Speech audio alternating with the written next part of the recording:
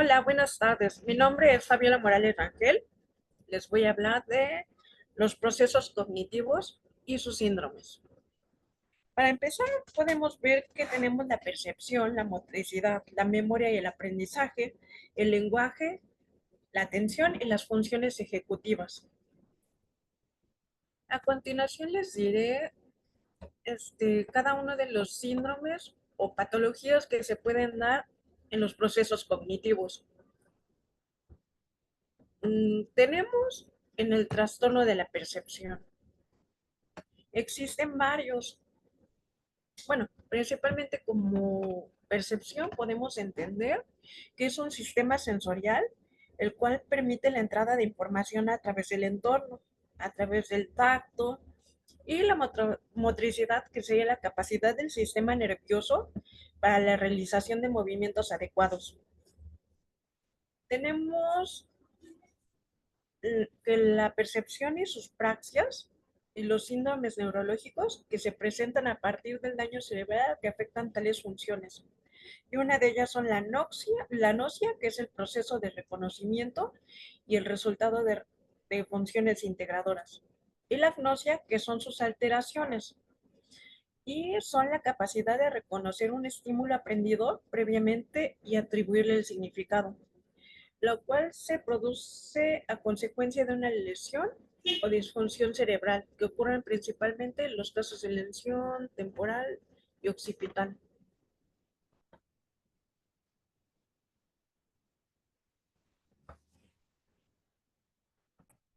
Y en la, percepción existen varios tipos de agnosia, entre ellos la agnosia visual, que es la incapacidad para identificar objetos mediante la visión sin alteraciones visuales o intelectuales.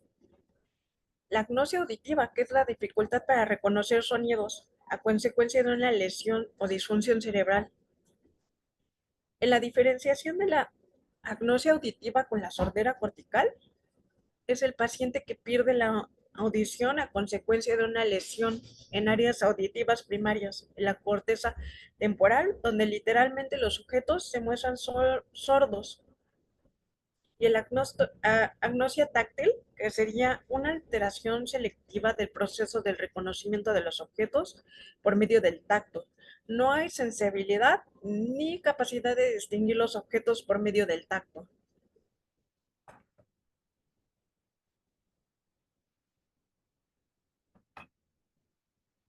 En el trastorno motor podemos perder la capacidad para realizar correctamente las secuencias de movimientos requeridos luego de una orden verbal, la imitación de movimientos y realizar un movimiento adecuadamente con un objeto o manipularlo.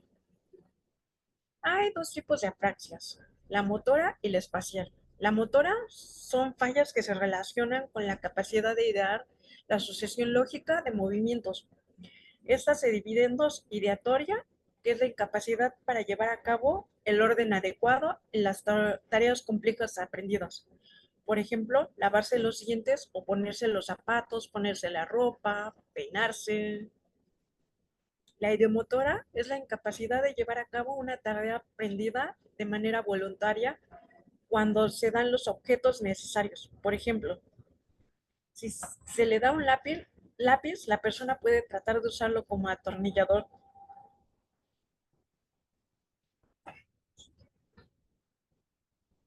El trastorno de la atención. La atención es el sistema funcional complejo dinámico, multimodal y jerárquico. Y la atención facilita el procesamiento de la información y a su vez selecciona los estímulos pertinentes para la realización de cierta actividad sensorial. Godard et al. 2013, Pontellano, 2005. Y la atención también sería la capacidad de seleccionar un estímulo dentro de un conjunto de diferentes estímulos, el cual tendrá prioridad en el procesamiento a la par de que se inhibe la información relevante. Los modelos de atención.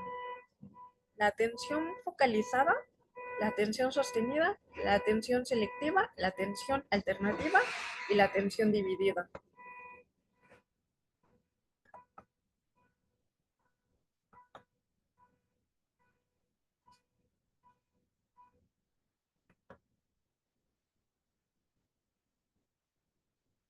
Patologías de la atención visual. La negligencia se caracteriza por la alteración de la capacidad para atender a la información localizada en el hemisferio hemicuerpo contralateral.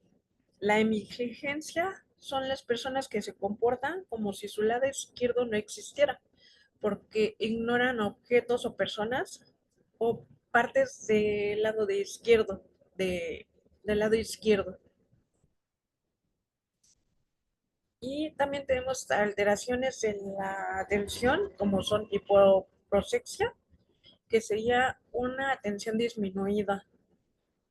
La prosexia, que es una atención nula, no existe.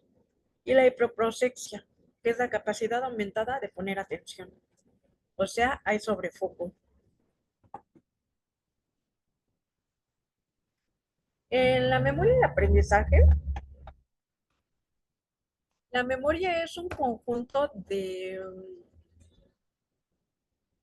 la memoria es un proceso cognitivo y es una codificación y almacenamiento y recuperación de datos que permite el aprendizaje.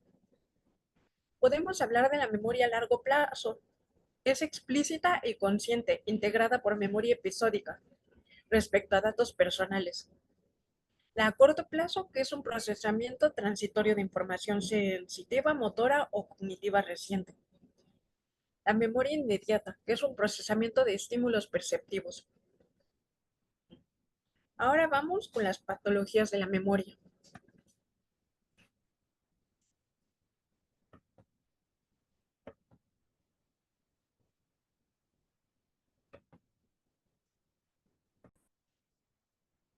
Bueno, como decía, una patología de la memoria es la amnesia y es una alteración de la memoria debido a una lesión cerebral o un hecho traumático psicológico.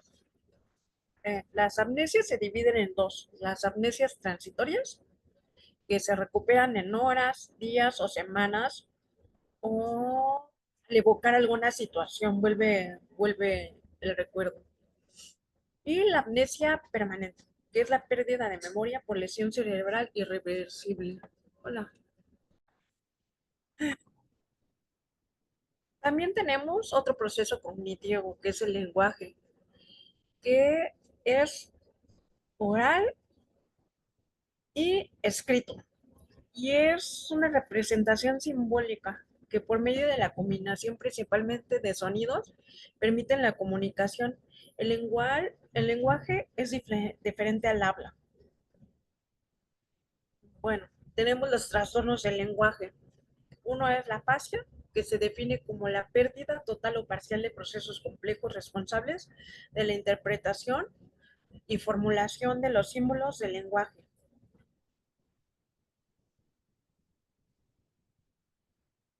La fascia se divide así, si hay un lenguaje espontáneo, no hay afasia. Y si no hay un lenguaje espontáneo, no es afasia, no hay afasia. También tenemos otros trastornos como la alexia y la grafia. La alexia es un trastorno en la lectura como consecuencia de una lesión cerebral donde el sujeto ya contaba con la lectura. En la grafia es de la escritura y también es una alteración que es debido a una alteración o lesión cerebral donde el sujeto ya podía escribir.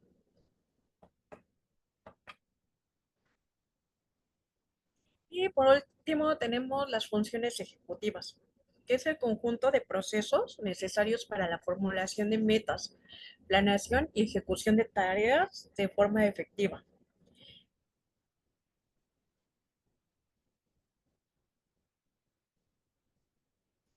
Bueno, todos estos síndromes afectan profundamente al individuo, haciendo que por la lesión, haciendo que pierda lenguaje, que pierda movimiento, que pierda sentido del tacto.